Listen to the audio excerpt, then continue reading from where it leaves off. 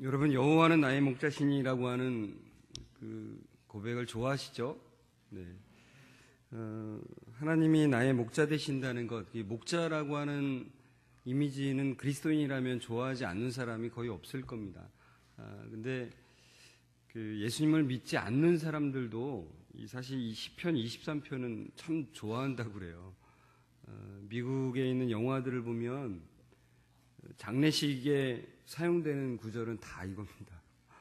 시편 23편, 예수를 믿건 안 믿건 다 장례식장에서 또는 아파서 병원에 입원했을 때도 다 이 구절로 보통 서로 위안하고 또 마음의 위안을 삼기도 하죠.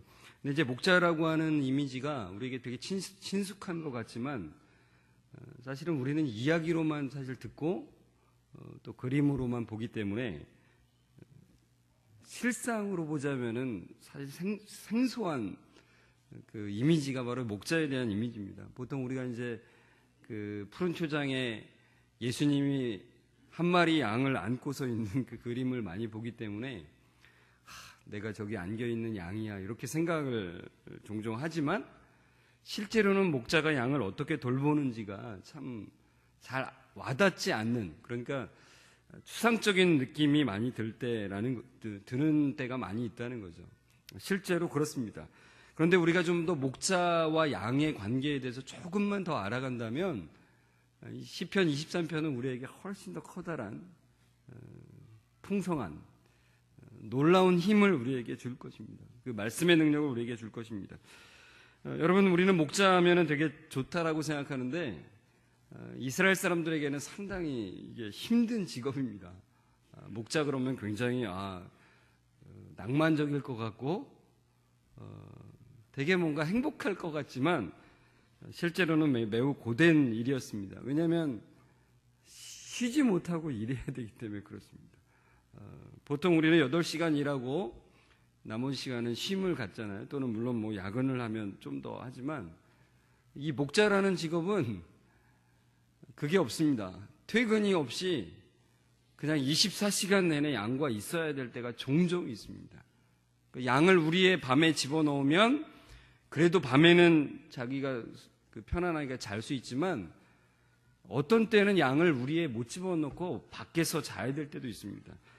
성경은 우리에게 그것을 말해주고 있는데 누가복음 2장 8절에 보면 예수님이 인간의 몸을 입고 오셨을 때 천사들이 목자들에게 그 소식을 알려주죠. 그때 표현을 보면 이렇습니다. 그 지역의 목자들이 밤에 밖에서 자기 양떼를 지키더니, 그러니까 밤에도 목자가 양떼를 지켜야 될 때가 있다는 거예요. 얼마나 힘든 거예요. 퇴근 없이 밤새 낮에도 일하고 밤에도 일해야 되는 직업이라는 거죠. 그러니까 얼마나 힘든 겁니까?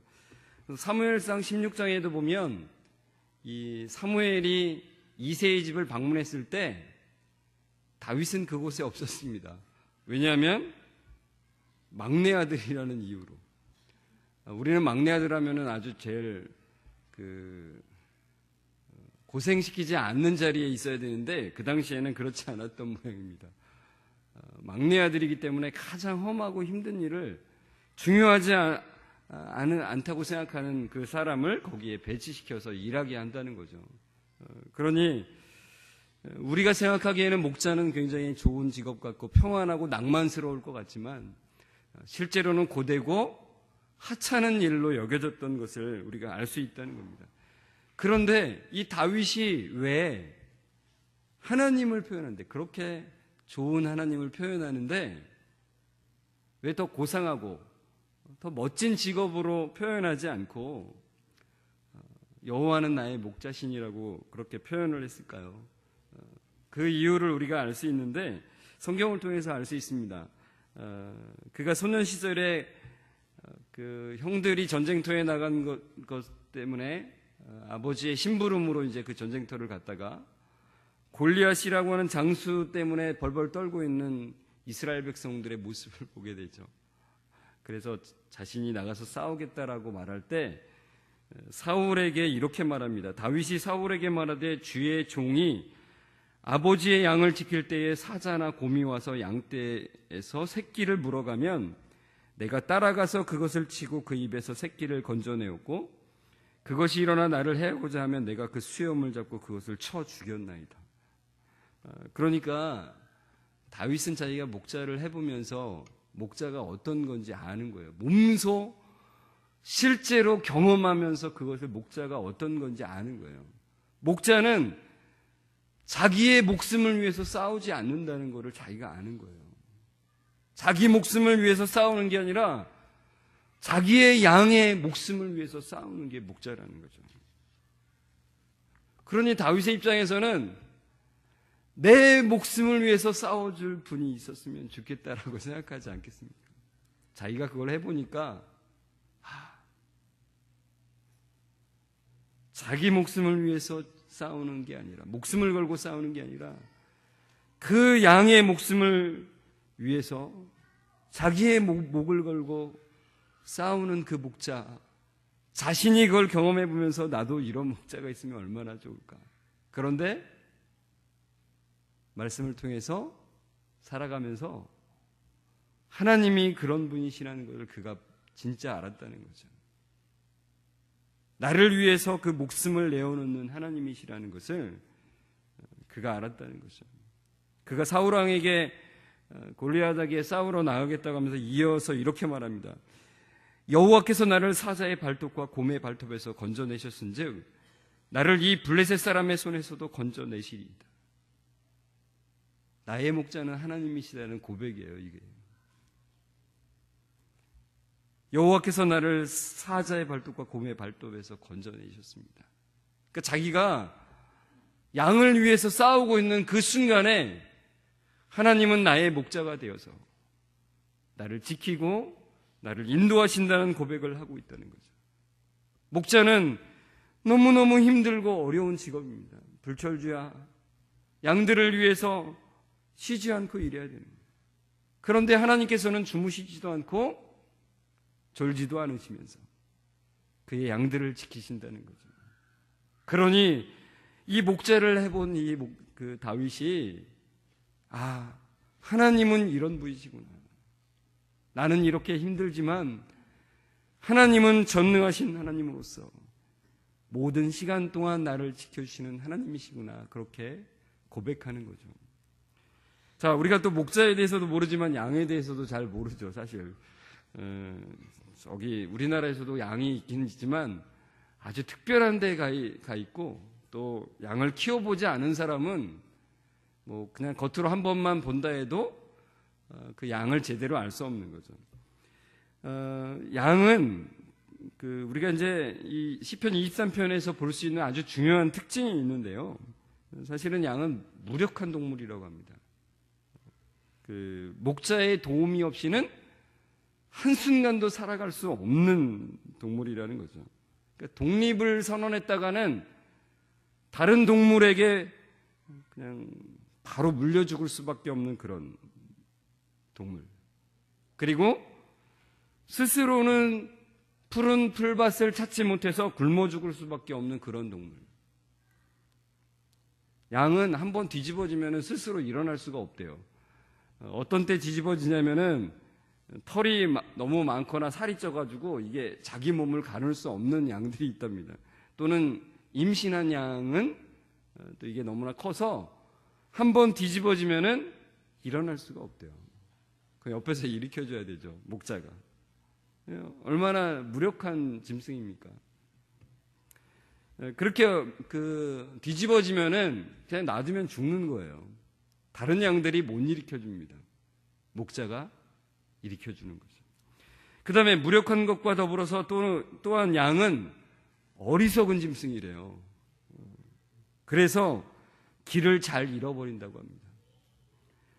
성경에도 이사야서 53장에 보면 이런 말씀 있잖아요. 우리는 다 양 같아서 그릇 행하여 각기 제 길로 갔거늘.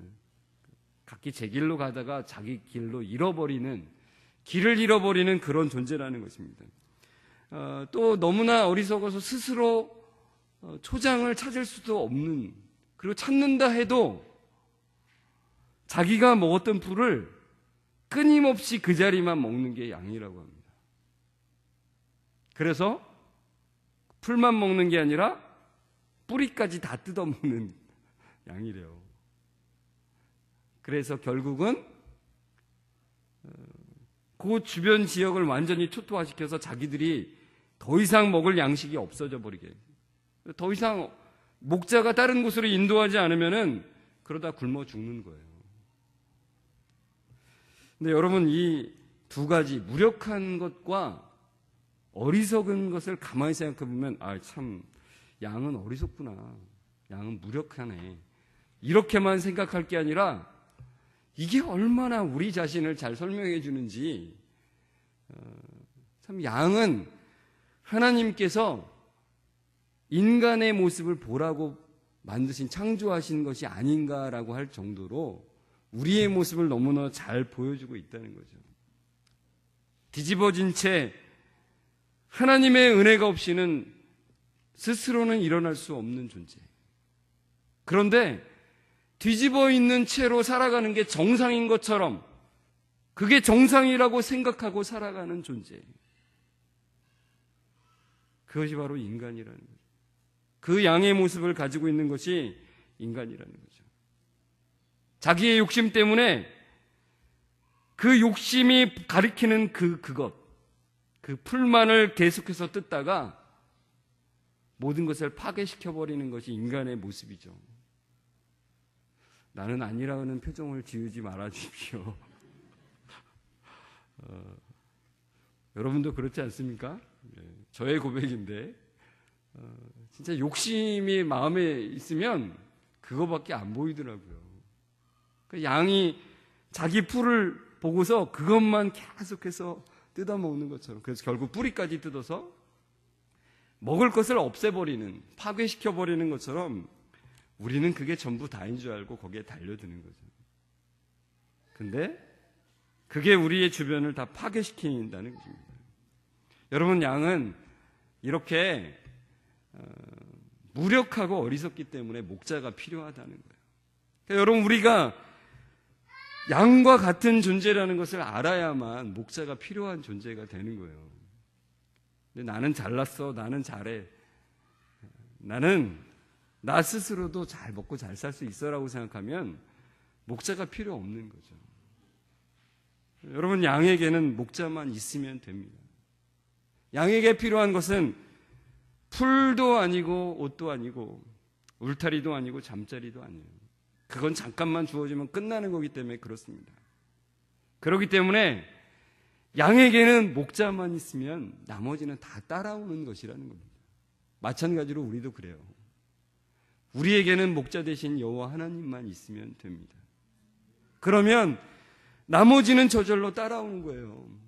주님이 우리에게 그것을 말씀하고 계세요. 너희 하늘 아버지께서 이 모든 것이 너에게 있어야 할 줄을 아신다고 그래요. 마태복음 6장에 나오는 구절입니다. 그러면서 말씀하시죠. 그런즉 너희는 먼저 그의 나라와 그의 의를 구하라.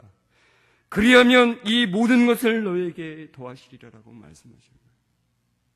여러분, 하나님만 있으면 됩니다. 그러면 나머지는 다 그분이 아시고 채우시는 거예요. 내가 원하는 때가 아니라 하나님 보시기에 가장 적당한 때에, 우리는 한 수밖에 내다보지도 못하는 그런 존재이지만 하나님은 무한수를 내어보시면서 우리에게 가장 적당한 때를 너무나 잘 알고 계시는 분이시라는 거예요.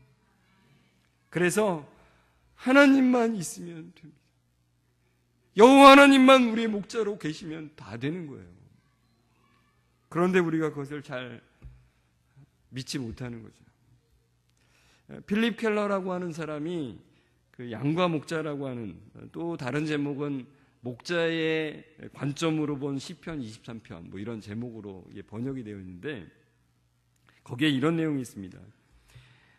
우리가 2절에 보면은 양이 주님께서 우리를 푸른 풀밭에 누이시며라고 하는 표현이 있는데, 양은 아무 때나 눕지 않는데요. 우리는 여기서 풀밭에 누이시며 그러면 아주 잘 눕고, 우리가 보는 그림에는 양들이 잘 누워있는, 이렇게 편안하게 있는 장면들이 너무나 많아서 양은 굉장히 잘 눕는구나 이렇게 생각한대요. 그러나 이 필립 켈러라고 하는 분은 선교사의 아들로 태어나서 일부러 목자를 경험을 했어요. 목동 생활을 한 8년 정도를 했습니다. 그 8년 정도의 목동 생활을 하면서 그 목자가 어떤지 또 양이 어떤지를 아주 세밀하게 관찰한 사람이에요. 그래서 이 시편 23편에서 그 양들이 눕는다는 표현을 보면서 이분은 이렇게 적었습니다. 양이 누울 수 있는 것은 아무 때나 절대 눕지 않는다. 누울 수 있는 조건이 있는데 그 4가지를 모두 다 충족해야만이 눕는 아주 예민한 동물이래요. 그 4가지가 뭐냐면 첫 번째는 아무 두려움이 없을 때, 너무나 두려움이 많아서 두려움이 없는 조건이 채워졌을 때 누울 수 있대요. 두 번째는 다른 양들하고 싸우지 않았을 때, 양은 너무나 주변 양들하고 잘 싸운대요. 이것도 우리를 굉장히 잘 설명해 주죠. 아닌 것처럼 표정을 짓지 말아주십시오. 양들은 정말 주변 양들하고 잘 싸운대요. 근데 누울 수 있는 조건이 뭐라고요? 다른 양들하고 불편함이 없을 때. 별로 없대요. 그러니까 많이 없대요. 세 번째, 파리나 기생하는 벌레들에 시달리면서 완전히 자유로울 때. 여러분, 야외에서 파리나 기생하는 벌레들이 늘 존재하잖아요. 근데 목자가 그것들을 다 쫓아주고 해야 그게 가능한 거죠. 네 번째는 배가 부를 때. 이 4가지가 다 충족이 동시에 이루어질 때 편안하게 이렇게 누워있는 거죠. 그러니까 눕는다는 게 쉽지 않다는 거예요. 그러니까 이 부족함이 없다라는 말과 누이시며 라는 말은 똑같은 말입니다. 하나님께서 이 모든 것을 채워주실 때 가능해요. 그러니까 목자가 양을 채워줄 때와 똑같이 이런 모든 조건들을 채워줄 때 부족함이 없다라는 것과 마찬가지로 바로 누울 수 있다는 거예요. 누울 수 있다는 것은 평안하다는 거죠. 그 평안함을 주님께서 우리에게 주신다는 거예요. 목자가 양에게 그렇게 하듯이. 여러분 2절에 보면 인도하신다라는 표현이 나옵니다. 3절에도 나옵니다. 근데 2절과 3절에 있는 이 단어가 똑같이 인도한다는 단어인데 히브리어 원어상으로는 사실 좀 다른 단어입니다. 조금 다른 강조점을 두고 있는데 2절에 인도하신다는 것은 안식을 준다라고 하는 의미가 강하고요.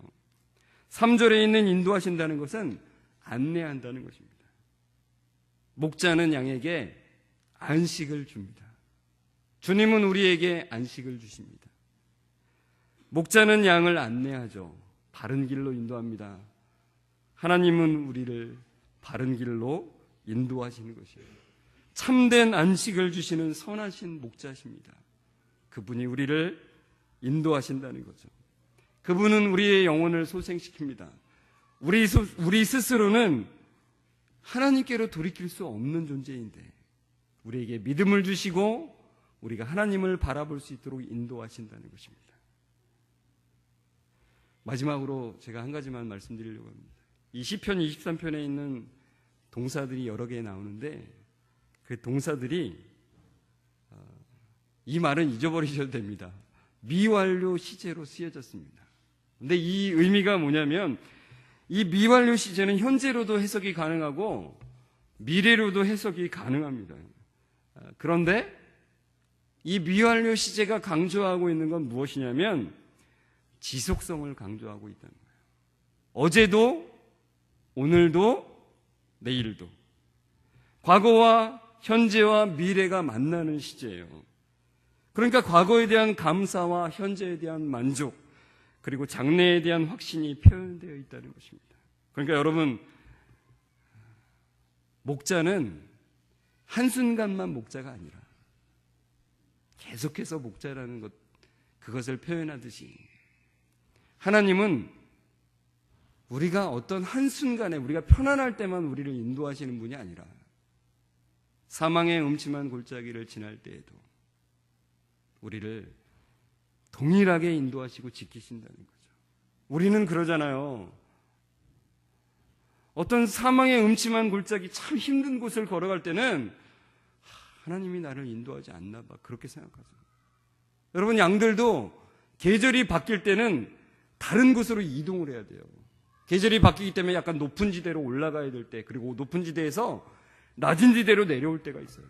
그러면 여러분, 높은 지대에서 낮은 지대로, 낮은 지대에서 높은 지대로 갈 때는 당연히 험난한 곳을 걸을 수밖에 없어요.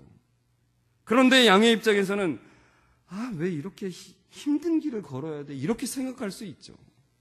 그러나 목자는 양들을 푸른 초장으로 인도하기 위해서 양들의 입장에서는 사망의 음침한 골짜기 같은 그곳을 걷게 해야 되는 거예요. 그러나 그 순간도, 그 이전도, 그 이후도 동일하게 지속적으로 목자는 양을 인도하고 계시다는 것입니다. 여러분, 우리의 목자는 이런 분이세요. 한순간도 빠짐없이, 한순간도 끊임없이 우리를 인도하시는 분이시라는 것입니다. 그렇다면 우리가 이런 목자를 두었다면 그 양들은 어떻게 살아가야 되겠습니까? 목자만 있으면 되지 뭐. 염려하지 말라는 거죠. 다른 거 하지 말고 염려하지 말라는 거예요. 여러분, 양들이 오늘은 어떤 풀밭으로 가야 될까? 오늘은 어떤 길로 가야 될까 걱정한다면 그것은 이름을 지어줘야 됩니다. 어떤 이름이요? 건방진 양. 이렇게 이름을 지어줘야 돼요. 아주 건방진 거예요. 목자가 계신데 자기가 오늘은 어느 풀밭으로 갈까 걱정해요? 말도 안 되는 얘기입니다. 아주 건방진 양이라는 거죠. 그럼 우리도 우리의 목자가 계신데 오늘은 어떻게 하지? 이 일 어떻게 처리해야 되지? 이러면 그 사람에게는 어떤 별명을 줘야 되죠? 옆에 사람한테 말씀해 주시겠어요? 말씀해 주십시오. 네. 건방진 인간 같은 이라고 이렇게 별명을 지어줘야 되는 거예요. 그건 건방진 것입니다. 목자가 계신데 양이 그 길을 스스로 개척하려고 한다는 것은 정말 건방지다는 것입니다. 여러분, 여호와 하나님께서는 우리의 목자가 되십니다. 그렇기 때문에 우리는 그분의 손을 붙잡기만 하면 돼요. 그분의 지팡이와 막대기에 인도하심을 받기만 하면 돼요. 그분의 지팡이와 막대기는 우리를 보호하시고 우리를 인도하시는 역할을 하는 거예요. 그 길을 따라가는 우리가 됐으면 좋겠습니다. 동반자 과정을 겪으신 분들도, 지도자 과정을 겪으신 분들도 여호와는 나의 목자가 되십니다. 그러기에 내가 주님의 손만을 붙들고 가기를 원합니다라는 고백으로 이후의 모든 과정들을 함께 걸어가셨으면 좋겠습니다.